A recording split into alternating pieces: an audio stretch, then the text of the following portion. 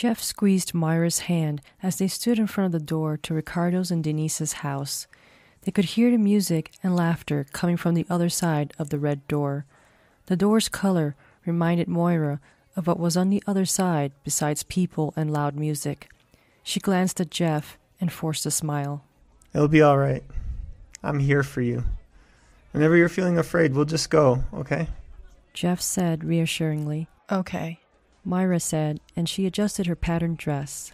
Jeff knocked. It took a full 7 minutes for someone to open the door, and when they did, Jeff's fist was poised close to their face. Jeff, Moira, come in. Denise's husband, Ricardo, said. Ricky, how are you? Jeff said. I'm great. Things are getting started. We just popped open one of the raids. Ricardo said as he closed the door. Jeff glanced at Moira, and she swallowed thickly. The music and voices assaulted their senses. Ricardo led them to the living room, where most of their friends were. Upon noticing Jeff and Moira, the partygoers shook their hands, patted their backs, and hugged them. Moira peered around at the house. She had only been there once before for a holiday party. It had a high ceiling and an expansive living room, furnished with old-world furniture. It looked like a room for a university professor. Yet neither Denise nor Ricardo were one. Denise was an up-and-coming writer, and Ricardo was a computer programmer. Hey, it's been a while since I last saw the two of you. A friend of Jeff's said. Yeah, David, it's been a few months. Jeff said as he leaned into David. Moira, how have you been? David's wife, Lindsay, said. I've been well, keeping busy with coordinating events for Pinedale. That's right. You're the new events planner for the city. We didn't get a chance to celebrate. Lindsay said as she swung her glass of Chardonnay close to Moira. Moira tensed and stared at the glass. The greenish liquid swished, nearly tipping over the rim. She took a step back and touched her breastbone. Don't worry, dear. I wasn't going to spill it. I think I would cry if that happened. Lindsay said, laughing along with David. Jeff smiled shortly and peered at Moira. Moira nodded and tried to cover a shudder. Another couple emerged from the mass of swaying, talking attendees. Luckily for Moira, they each had a beer can in their hands. She chatted them up while Jeff chatted with David and Lindsay. Denise appeared at the top of the staircase, and the volume of conversing voices dimmed. Ricardo waited for her at the bottom. Moira rolled her eyes. They were always so theatrical, she thought. Denise always knew how to make an entrance, David said, smirking. Look at her dress, Lindsay said. Denise's frock glittered as if a star had imploded in the room. It had thin straps and flowed down to her ankles. It overshadowed all the other dresses. Denise spotted Moira and her group and walked over. Hey, thank you all for coming, Denise said as she swept her arms around. Thank you for inviting us. Lindsay said, and she hiccuped. Excuse me. I see you're having a good time, Lindsay, Ricardo said. The best, Lindsay said, and she raised her glass. Moira flinched, which Denise noticed. Moira, how about you? Are you enjoying the evening? Denise said as she placed a hand on Moira's shoulder. Yes, it's very nice, Moira said as she pushed a brown lock of her hair behind her ear. You don't have a drink? Let's get you one, Ricardo said, and he made his way back to the open kitchen. Can you get her a beer? Jeff yelled after him. Moira tensed, hoping that Ricardo wasn't returning with a glass of wine. Jeff wrapped an arm around her waist as if to steady her. The others went back to talking. Denise waited with them for Ricardo. So, Denise, I hear you got a book coming out soon, Jeff said. Yes, it's about a woman who's an alcoholic, and her family is having difficulty supporting her, Denise said as she nodded, making her large earrings dance. Moira's breath caught in the back of her throat. An image flashed in her mind. She saw a bottle of wine tipped over, spilling its remaining contents on the carpeted floor. Her mother lay slumped on an armchair. Her eyes were glazed over, staring at nothing. Foam escaped her mouth, and a couple pills sat on top of her moistened shirt. Moira grabbed Jeff's arm. I'm going outside for a moment. I feel a bit hot. Moira said weakly. Are you all right? Denise said. Yes, Moira said, and she squeezed Jeff's arm. Do you need me to go with you? Jeff said, his eyes wide. No, it'll just be for a moment. Moira said, and she made her way to the glass door that led to the backyard. Ricardo almost walked by without noticing her. Moira, I have your drink. Ricardo said as he raised the glass to her. Moira recoiled and shook her head. You can give those to Jeff. I'll be right back. Just getting some air. Moira said, and she pushed through the door.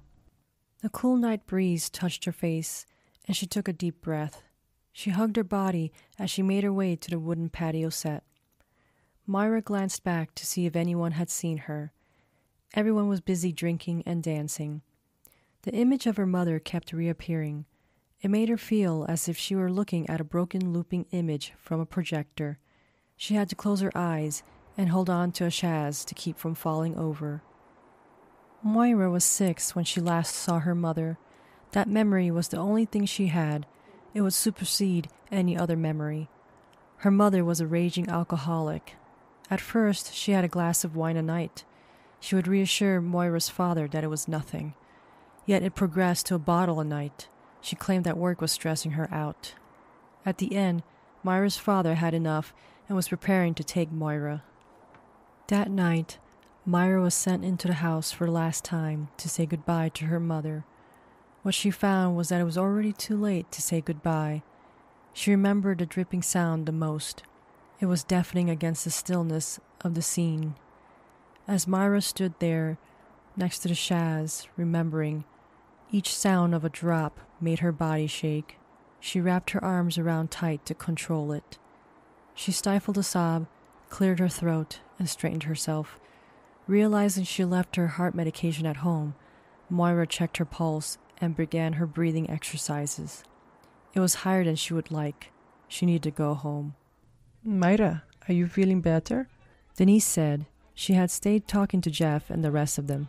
Yes, I'm fine, but Ricky, did you get Moira a drink? Denise said, eyeing her. Yeah, Jeff has it. Ricardo said as he took a swig of his. I put it on the table back here. Whenever you want it, babe. It's there. Jeff said, pointing behind him. Moira nodded quickly and smiled at the others. For a moment she thought she had seen a smirk on Denise's face. Is she catching on to me? She thought. For years, Moira and Jeff had managed to keep Moira's fear to themselves. She would make sure to order a beer and have it in her hand to avoid their friends giving her wine. No one outside of her and Jeff knew about it except her therapist. Rick, do you have any more of the red? I'm running low here, and that is a bad thing. Lindsay slurred as she draped her arm on Moira's shoulder, the one that held a glass wine.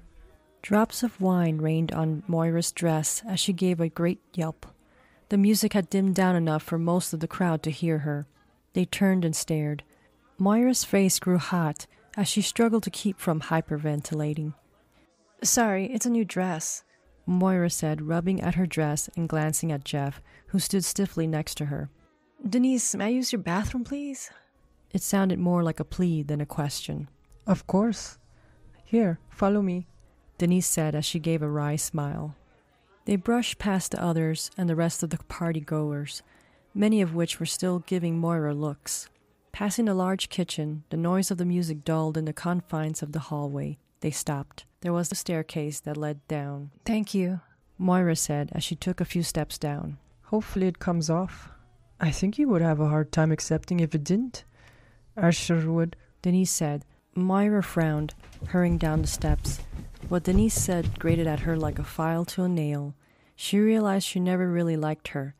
Denise is a bit arrogant and pompous, she thought. Ricardo, on the other hand, she liked. During the past few get-togethers, they would have deep, meaningful conversations about art and books, while Jeff would hang out with his friends and Denise would chat with hers. Moira looked forward to their discussion whenever they got invited. It helped her not to think about her fear while she was there. At the last 2 gatherings, Moira and Ricardo hadn't had the chance to talk because Denise would be right there. It seemed that she attached herself to him to avoid them from talking. Denise might have been jealous, yet the conversations that they had were innocent. Moira found the door to her right closed. She reached for the door handle and paused. Something from the staircase caught her attention, and she peered over. Is someone coming down? She thought. She waited, but no one appeared. Moira entered the room. It was pitch black. She looked for the light switch on the wall beside her. The light from the hallway gave her some visibility. She noticed a thin rope dangling a few feet in front of her from the ceiling. That's the light switch? She wondered. Moira tiptoed to the string and grabbed it. The door closed behind her before she could pull the rope. She gasped. She started to make her way back, but then realized that she should pull the cord for light. Brightness consumed her vision for a few seconds. Blinking, she glanced about. Moira staggered back as she recognized where she was. She stood on a platform with stairs that led down to a cellar. It was occupied with rows of shelves filled with wine bottles. She clutched the sides of her face and shut her eyes. Her body convulsed. Moira turned and banged on the door, hoping that someone from the party would listen. She sobbed as her heart rate sped up to a lethal trot. She touched her chest, gasping for air. At the staircase, a barefooted Denise smirked as she headed up to the party, with her heels in hand. Thank you for listening to the Chillingly Bizarre podcast. This was episode 10, titled Flowing Fear, and it was written by JDW. The episode was narrated by JDW. Moira, Denise, and Lindsay were voiced by JDW. Jeff, Ricardo, and David were voiced by George W. Credits go to freesound.org and its following contributors: DB Spin, Under the Hood, Thijs Wijnen, Theater, and Nachtmar TV. Please leave a review and don't hesitate to follow or support me on Patreon under JDW.